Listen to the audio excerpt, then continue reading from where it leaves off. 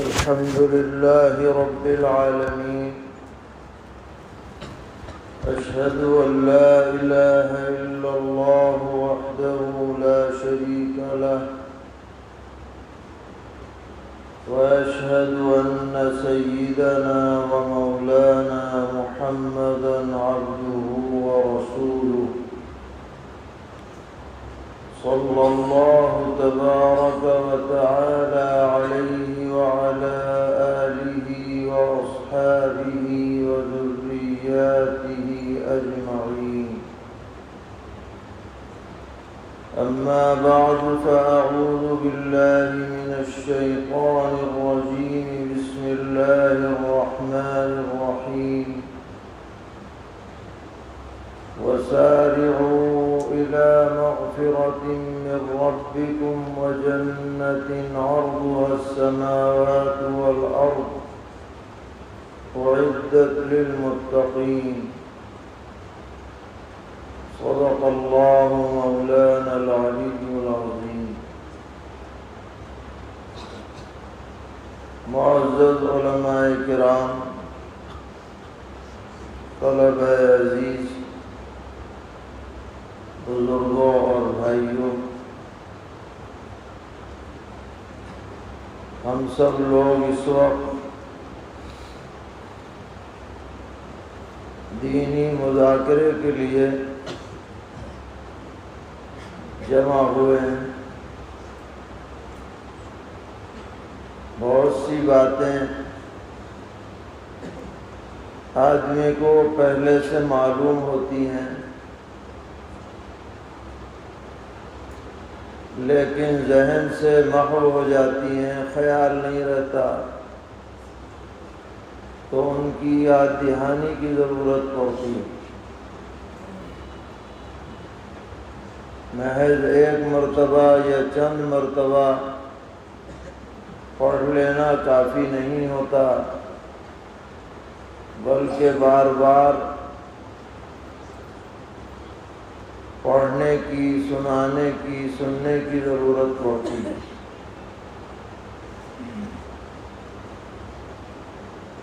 اسی لیے اللہ تعالی نے نبی اکرم علیہ الصلوۃ والسلام کو حکم دیا کہ وذکر فإن الذکریٰ تنفع المؤمنین. باب تذکیر میں تکرار کے معنی پائے جاتے ہیں. تو ذکر کا ترجمہ یہ ہوگا کہ آپ بار بار یاد دہانی کراتے رہیے، کیونکہ اس یاد دہانی سے ایمان والوں کو فائدہ ضرور ہوتا ہے. اسی وجہ سے قرآن پاک میں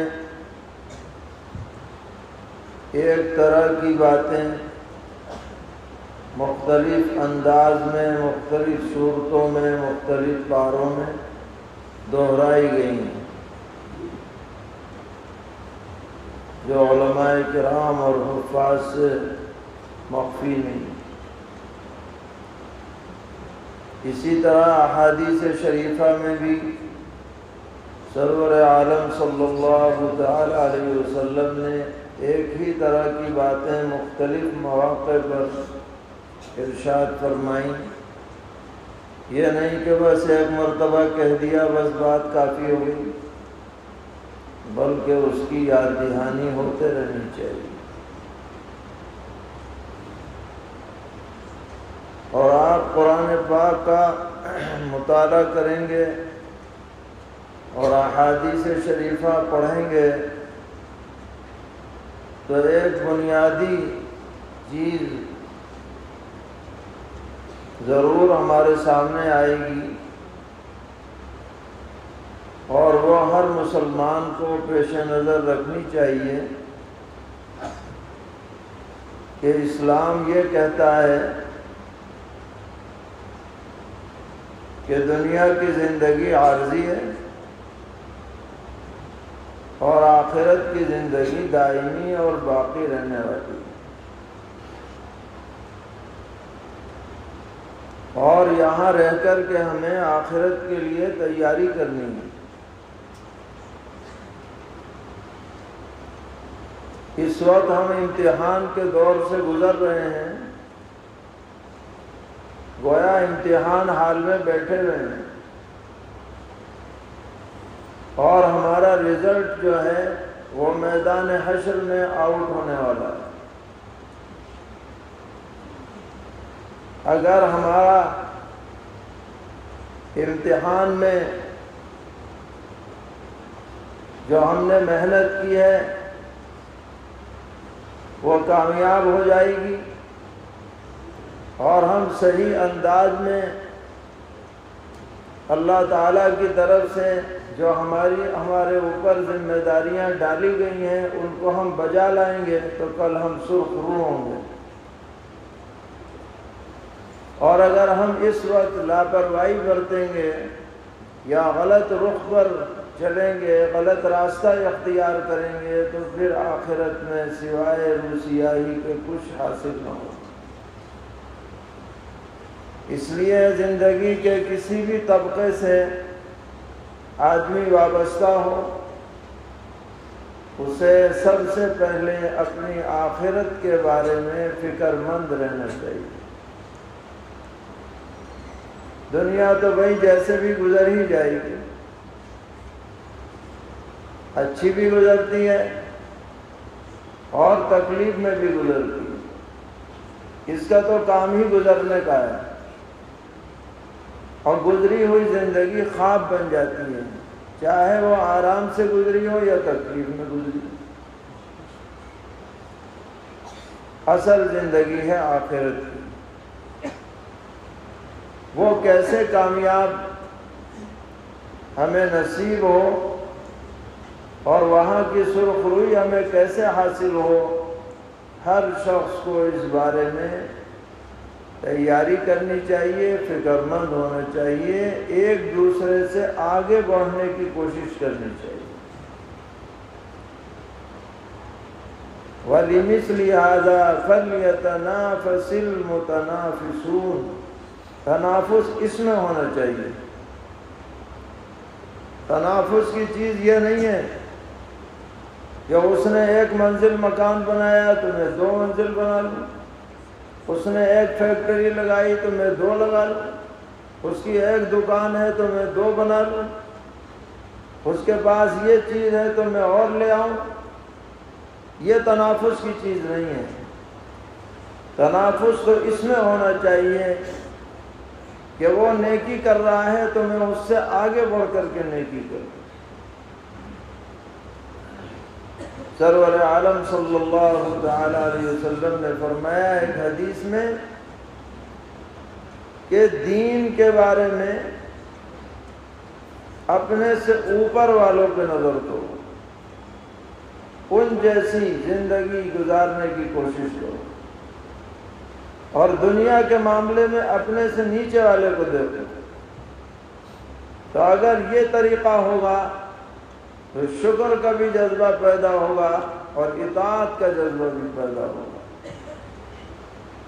اور دینی اعتبار سے آگے بڑھنے کی توفیق اللہ تعالیٰ عطا فرمائے۔ تو اگر ہم اپنا مقصد یہ بنا لیں کہ ہمیں آخرت میں کامیابی حاصل کرنی ہے، تو ہم سب سے بڑے کامیاب انسان بن جائیں گے۔ اللہ تبارک و تعالی نے ان آیتوں میں جو اس وقت آپ کے سامنے پڑھی ہیں، تمام لوگوں کو مخاطب بنا کر پیغام دیا ہے کہ وَسَارِعُوا إِلَىٰ مَغْفِرَةٍ مِّن رَّبِّكُمْ، دوڑ پڑو۔ ریس ہوتی ہے نا، ایک دوسرے سے آگے نکلنے کی کوشش ہوتی ہے، ریس اس بارے میں ہو کہ تمہارے رب کی مغفرت کس کو کتنی حاصل ہو جائے، اس بارے میں دوڑ پڑو، پوری طاقت لگا دو۔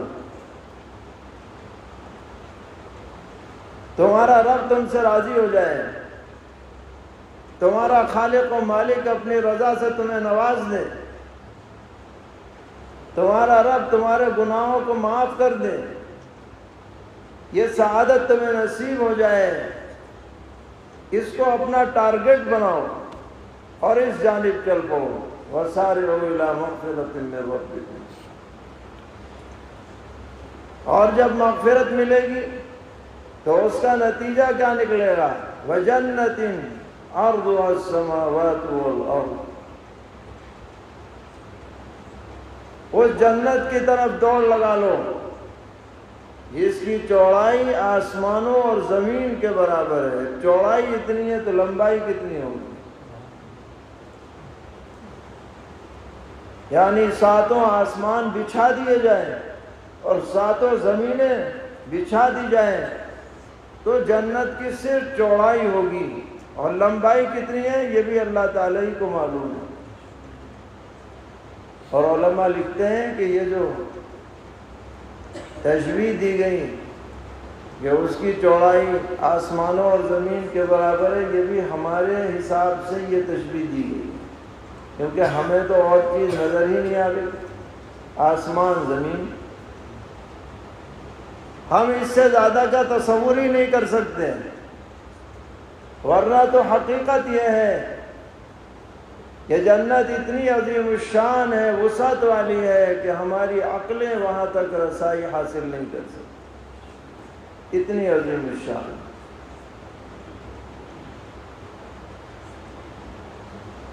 ایک حدیث میں آتا ہے کہ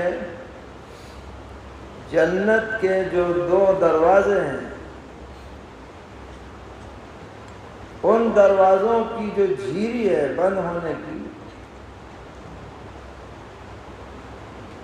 وہ مدینہ منورہ سے لے کر شام کے کسی علاقے کا حضور نے نام لیا کہ اتنی چوڑائی ہے صرف اس جھیری میں کہ جس سے دروازہ بند ہو رہا ہے، جب وہ سینکڑوں کلومیٹر ہے، جب جھیری کی اتنی چوڑائی ہے تو پورے دروازے کی کتنی ہوگی اور پوری جنت کی کتنی ہوگی۔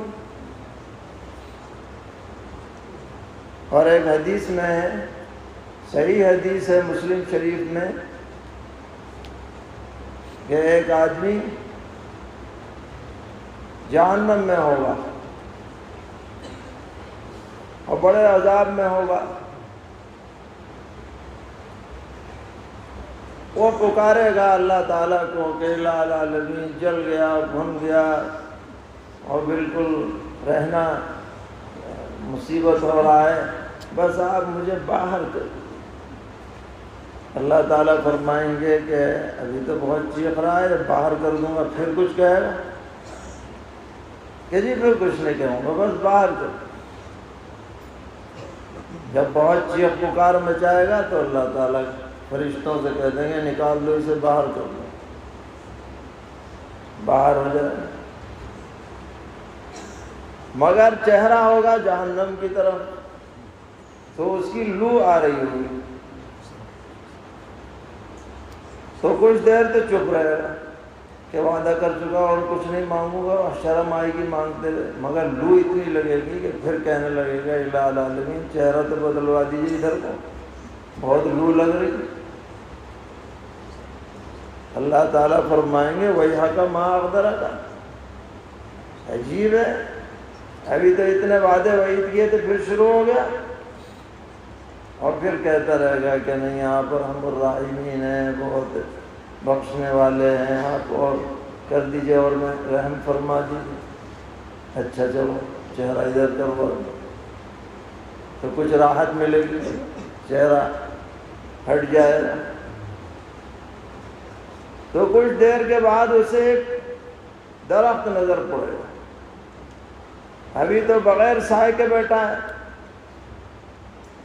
اب اس کی خواہش ہوگی کہ سایہ مل جائے،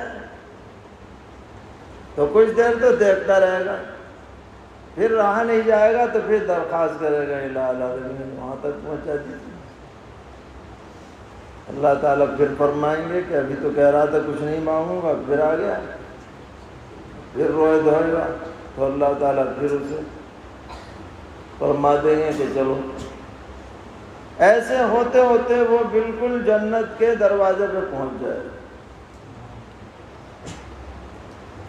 اور ٹھنڈی ہوائیں آئیں گی اور اسے نظر آئے گا کہ لوگ تو جنت میں بڑے مزے میں ہیں، موج کر رہے ہیں، مستی کر رہے ہیں، کھا پی رہے ہیں،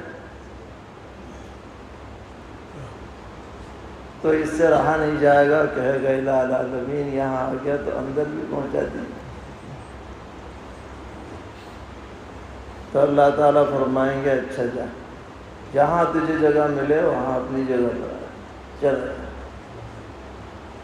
مگر عجیب بات یہ ہوگی کہ یہ اندر جائے گا، پوری جنت میں دیکھ لے گا، کہیں جگہ ہی نہیں ملے گی، ایسا لگے گا پوری فل ہے،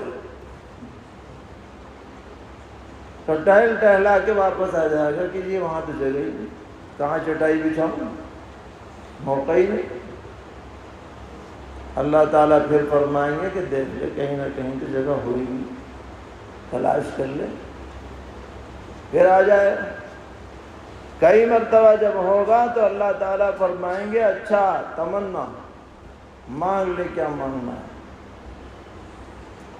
اب وہ مانگنا شروع کرے گا، اتنے ہزاروں بیگھہ زمین چاہیے، اتنے یہ چاہیے، اتنے فلاں چاہیے۔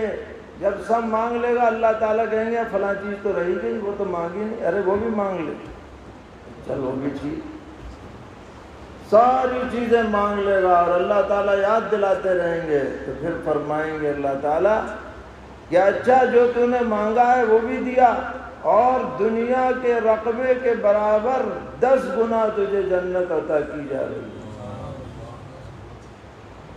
حضرت ابو سعید خدری رضی اللہ عنہ کی روایت میں کہ 10 گنا دنیا کے رقبے کے برابر، تو اسے یقین نہیں آئے گا اور اس کی زبان سے یہ جملہ نکلے گا اتستہزئ بی وانت رب العالمین، مذاق اڑانے کے لیے میں ہی رہ گیا تھا، یقین نہیں آئے گا۔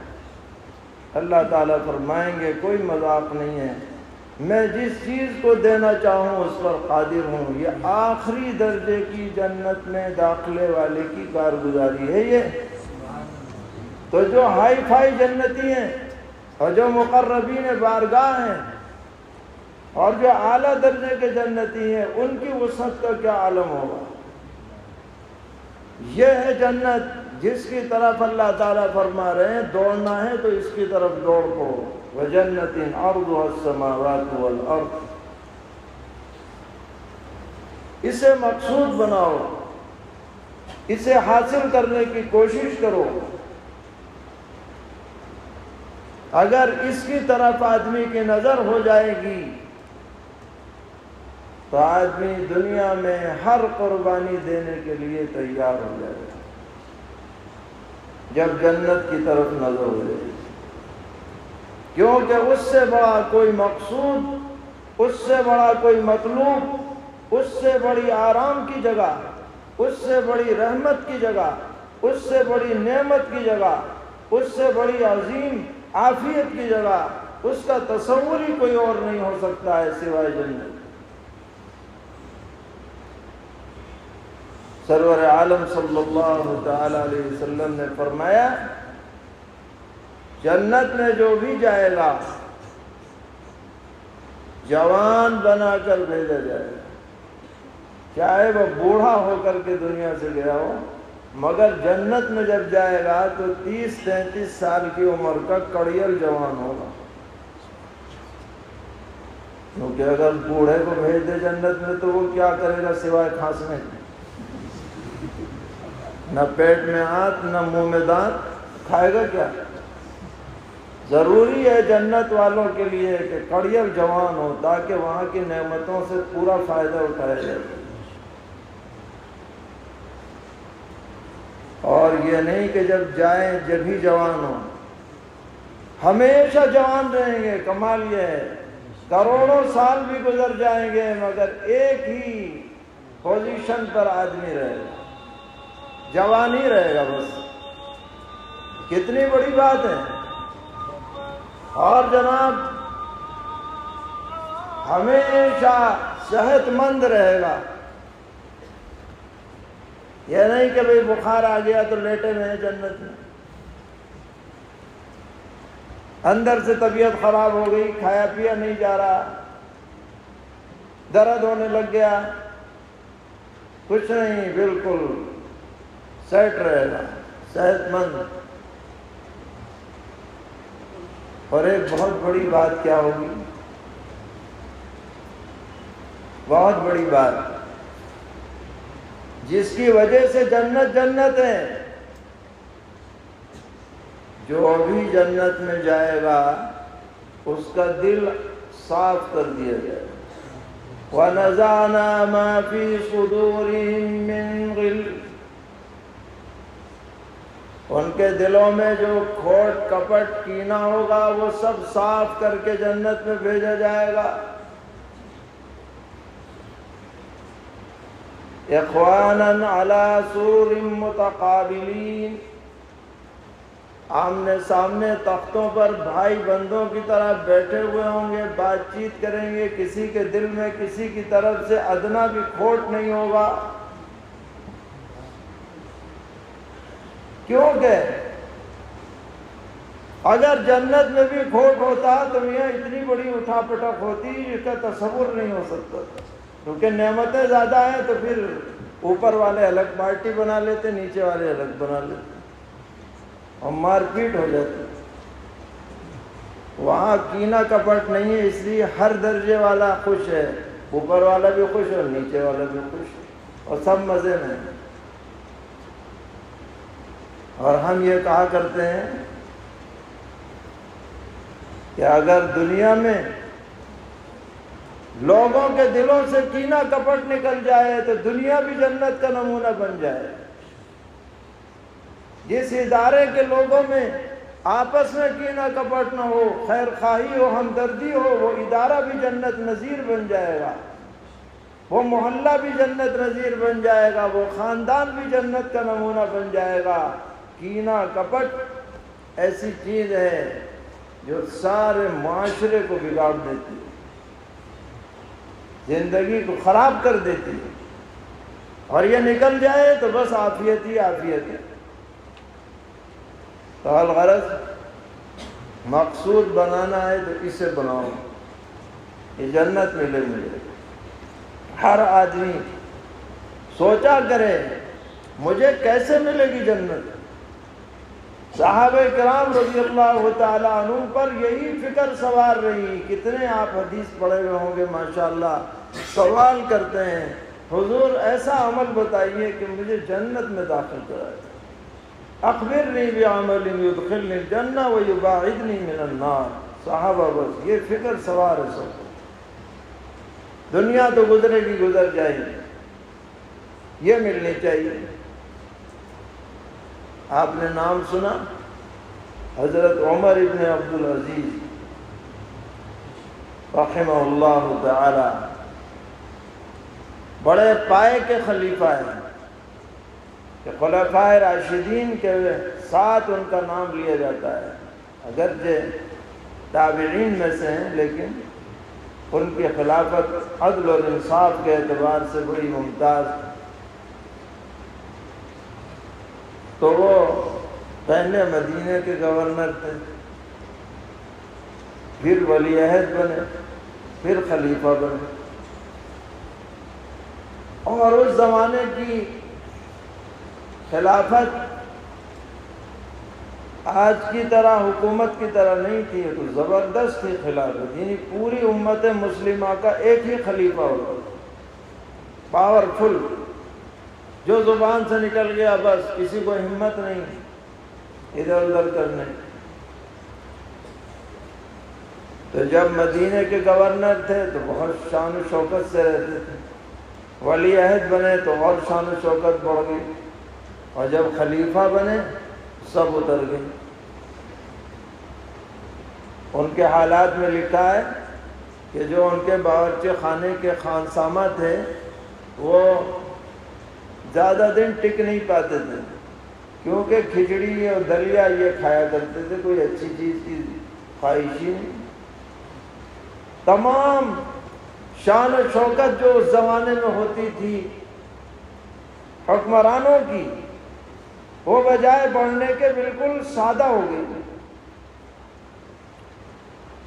تو ان کے کسی بے تکلف دوست نے پوچھا کہ یہ تو بڑی عجیب بات ہے، آپ گورنر تھے تو ایسے تھے، ولی عہد تھے تو ایسے تھے، اب تو اور آگے بڑھنا چاہیے تھا، یہاں تو سبھی معاملہ ختم ہو گیا۔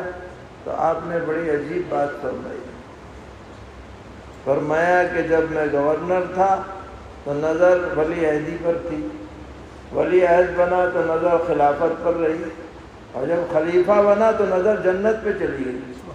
جس دن سے جنت میں نظر گئی ہے، دنیا کی ہر نعمت میری نظر سے اتر گئی۔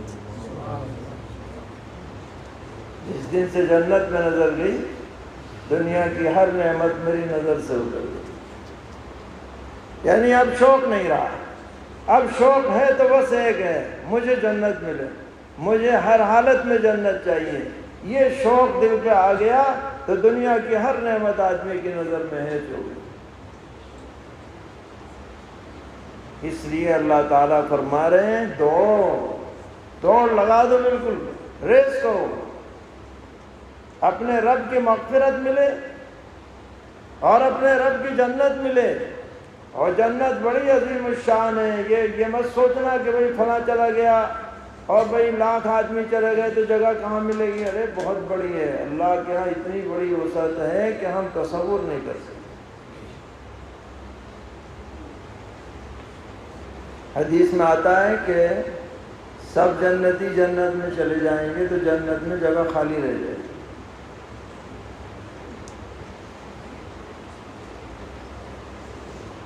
جہنم میں بھی جگہ خالی رہ جائے گی۔ یوم نقول لجہنم هل امتلأت وتقول هل من مزید، تو حدیث میں آتا ہے اللہ تعالیٰ اپنا قدم اس پہ رکھیں گے تو جہنم چرمرا جائے گی اور کہے گی کہ بس بس بس۔ مگر جنت کے لیے اللہ تعالیٰ اپنی الگ مخلوق پیدا فرمائیں گے اسپیشل، اس سے جنت ملے گی۔ یہ اللہ کی رحمت ہے۔ تو کوئی یہ نہ سوچے کہ بھئی اتنا بڑا مجمع جائے گا تو مجھے کہاں جگہ ملے گی۔ اللہ تعالیٰ نے بتا دیا کہ بہت جگہ ہے، تم کوشش تو کرو جانے کی۔ اب سوال یہ ہوا کہ جنت کی طرف جانے کا شوق تو ہے، جذبہ بھی ہے، مگر جائے گا کون جنت میں؟ کنڈیشن کیا ہے، شرط کیا ہے؟ ایسا تو نہیں کہ سبھی چلے جائیں۔ سرکاری گیسٹ ہاؤس میں تو ہر ایک جا نہیں پاتا، جنت میں کیسے چلا جائے گا؟ سیکورٹی بہت زبردست ہے، جس کے پاس ٹکٹ ہوگا وہی جائے گا جنت میں۔ اب ٹکٹ ملے تو کیسے ملے؟ تو اگلی آیتوں میں ٹکٹ بتایا، اعدت للمتقین، جنت تیار کی گئی ہے متقیوں کے لیے۔ متقی کون لوگ ہیں؟ الذین ينفقون فی السراء والضراء، جو خوشی وسعت اور تنگی ہر حالت میں راہ خدا میں کچھ نہ کچھ خرچ کرتے رہتے ہیں، وہ متقی، ان کو ملے گی جنت۔ والکاظمین الغیظ، اور جو غصے کے تقاضے پر عمل کرنے کی قدرت کے باوجود غصہ پی جاتے ہیں، ان کو ملے گی۔ والعافین عن الناس، اور جو ناگواری کی باتوں پر لوگوں سے انتقام نہیں لیتے بلکہ معاف اور درگزر کر دیتے ہیں، ان کو ملے گا جنت کا ٹکٹ۔ اور واللہ یحب المحسنین، اور اللہ تعالی نیکی کرنے والوں سے محبت فرماتے ہیں۔ جو اچھے کام کرے گا، نیکیاں کرے گا، اس کو جنت ملے گی۔ علماء نے لکھا ہے کہ خانوادہ نبوت کے چشم و چراغ حضرت زین العابدین رحمۃ اللہ علیہ، ان کی باندھی انہیں لوٹے سے وضو کرا رہی تھی، لوٹا ہاتھ سے گر گیا، جس سے پانی بکھر گیا سب کپڑے پہ۔ تو حضرت نے اسے گھور کے دیکھا، غصے میں، باندھی بڑی سمجھدار تھی، اس نے فوراً یہ آیت پڑھ دی، وَالْكَاظِمِينَ الْغَيْظَ، غصے کو پی جاتے ہیں۔ بس حضرت کی نظر ایک دم بدل گئی آیت سنتے ہی۔ پھر اس نے پڑھا وَالْعَافِينَ عَنِ النَّاسِ، حضرت نے کہا جا معاف کر دیا فوراً۔ یہ ہے بڑوں کی بات، قرآن کی آیت سامنے آئی، نفس کا تقاضا سب ختم ایک سیکنڈ میں۔ بادی نے سوچا موقع اچھا ہے، موڈ اچھا ہو رہا ہے، واللہ یحب المحسنین، یہ آیت بھی پڑھ دی ٹکڑا۔ حضرت نے فرمایا جا تو آزاد۔ وہ لوٹا کیا گرا، آزادی کا سبب بن گیا، بجائے غصے کے اور احسان ہو گیا۔ پتہ چلا کہ کمال آدمی کا یہ ہے کہ ذاتی معاملات میں غصے کے تقاضے پر عمل کرنے کی قدرت کے باوجود غصہ پی جائے، یہ ہے کمال کی بات۔ اور ذرا ذرا سی بات پہ تنک جائے اور غصے میں لال پیلا ہو جائے اور بے قابو ہو جائے اور زبان سے بکواس شروع کر دے اور ہاتھ پیر چلنے شروع ہو جائیں، یہ آدمی اللہ کی نظر میں اچھا نہیں ہے۔ اچھا یہ ہے وَالْكَاظِمِينَ الْغَيْظَ اور وَالْعَافِينَ عَنِ النَّاسِ، جو تمہارے ساتھ برائی کرے اس کو بھی معاف کر دو۔ یہ ہے بڑی بھاری بات جو ہر ایک کے بس کی نہیں، ورنہ تو آدمی کا دل تو یہ چاہتا ہے جس نے ہمیں تھوڑا نقصان پہنچایا ہم اس کو بالکل ہی ملیا میٹ کر دیں، دل کا تو تقاضا یہ ہوتا ہے۔ تو الغرض جنت چاہیے، سند چاہیے جنت کی، تو یہ سب صفات اپنانی ہے سب کو۔ خاص طور پر ہم لوگ جو مدرسوں سے وابستہ ہیں، علماء ہوں یا طلباء ہوں، اگر دیگر طبقوں کو 1% دین پر عمل کرنا ہے تو ہمیں 1000% دین پر عمل کرنے کی کوشش کرنی چاہیے۔ ہماری ذات دین کا نمونہ ہے۔ اگر ہم غلط کریں گے تو صرف ہم بدنام نہیں ہوں گے، ہماری وجہ سے دین بدنام ہوگا، اور ہم سبب بنے دین کی بدنامی کا، یہ ہمارے لیے بہت بڑی محرومی کی بات ہے۔ تو ہمیں ایک اچھا کردار پیش کرنا چاہیے، معاشرے سے ہمارا لگاؤ ہونا چاہیے، ربط ضبط ہونا چاہیے، ان کے دکھ درد میں ہم شریک ہوں، ان کی خوشی غمی میں ہم شریک ہوں۔ جب تک ہمارا ان سے ربط نہیں ہوگا وہ ہماری بات کو اہمیت بھی نہیں دیں گے۔ ربط ضبط ہوتا ہے تو پھر وہ لحاظ کرتے ہیں، اہمیت دیتے ہیں، دنیا کا تجربہ ہے۔ اور جیسا کہ ابھی مولانا فرما رہے تھے کہ ہمارا دائرہ صرف مدرسوں تک محدود نہیں ہے، ہرگز نہیں۔ مدرسہ تو تربیت گاہ ہے، اور عمل کی جگہ مدرسے سے باہر کا ماحول ہے، وہاں تک ہماری روشنی پہنچنی چاہیے، ہمارا کام پہنچنا چاہیے۔ لوگوں سے ہمارا ربط ضبط ہونا چاہیے، وقار کے ساتھ، استغنا کے ساتھ، ہمدردی کے ساتھ، مداہنت نہیں ہونی چاہیے، یعنی ان کی غلط بات کی ہاں میں ہاں نہیں ملانی چاہیے، لیکن حسن تدبیر سے اصلاح کی کوشش ہونی چاہیے۔ ایک واقعہ میں سنانا چاہتا ہوں، یاد آیا ابھی، کہ ایک مرتبہ حضرت قاری سید صدیق احمد صاحب باندھوی رحمۃ اللہ علیہ مراد آباد تشریف لائے، اور ایسے ہی ایک مجمع تھا علماء کا، سب علاقے کے بڑے علماء سب جمع تھے، اور اصلاح معاشرہ کا موضوع تھا۔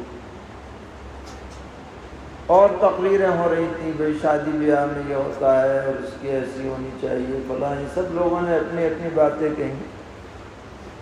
جب حضرت کے بیان کا وقت آیا تو حضرت نے فرمایا کہ ہاں ضرور رسومات پر، غلطیوں پر نکیر ہونے چاہیے، لیکن تدبیر کے ساتھ ہونی چاہیے۔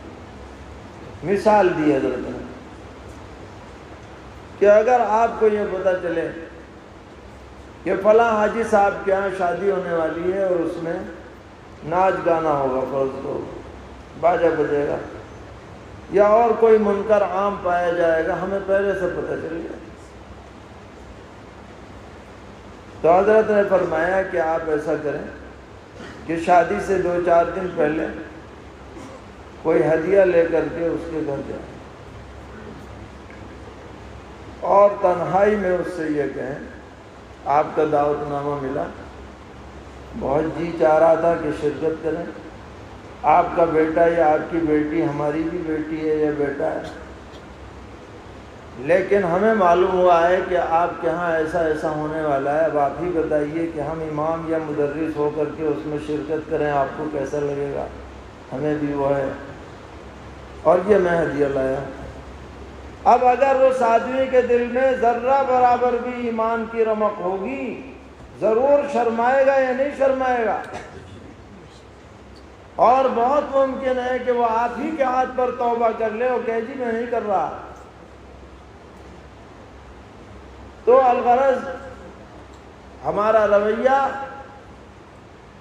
لوگوں کے ساتھ ہمدردانہ ہونا چاہیے، تحقیر والا رویہ نہ ہو۔ کسی برے کو بھی ہم حقارت کی نظر سے نہ دیکھیں بلکہ افسوس کریں، اگر وہ غلطی پر ہے تو طبیعت میں افسوس ہو رہی ہے، اچھا نہیں ہو رہا۔ دونوں میں بڑا فرق ہے، تحقیر کا نتیجہ غلط نکلتا ہے اور افسوس کا نتیجہ اچھا نکلتا ہے، تجربہ ہے۔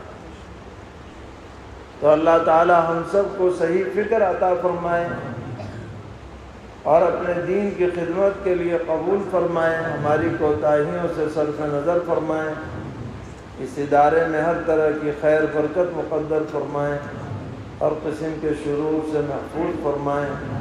وصلی اللہ تعالی علی خیر خلقہ محمد وآلہ وصحبہ اجمعین برحمتک یا ارحم الراحمین۔